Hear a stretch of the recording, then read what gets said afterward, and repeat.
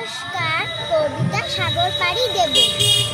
কবি কাজী নজরুল ইসলাম। আমি সাগর পাড়ি দেব, আমি সওদাগর। সাগরে বাসবে আমার সপ্তম দুর্গর।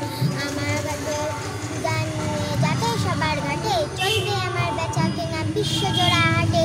ময়ূরপঙ্খী বজরা আমার লাল বাউটা তুলে, ঢেউয়ের দোল মরাল শোন চলবে দুলে দুলে। সিন্ধু আমার বন্ধু হয়ে রতন মানিক তার, আমার তরি বোঝাই করে দেবে উপহার। দ্বীপে দ্বীপে আমার আশা রাখবে পেতে থানা, শক্তি দেবে মুক্তামালা আমার নজরানা। চারপাশে মোর গান ছেলেরা করবে সে ভিড়, আচ্ছা ডাকবে আমায় নতুন দেশের তীর।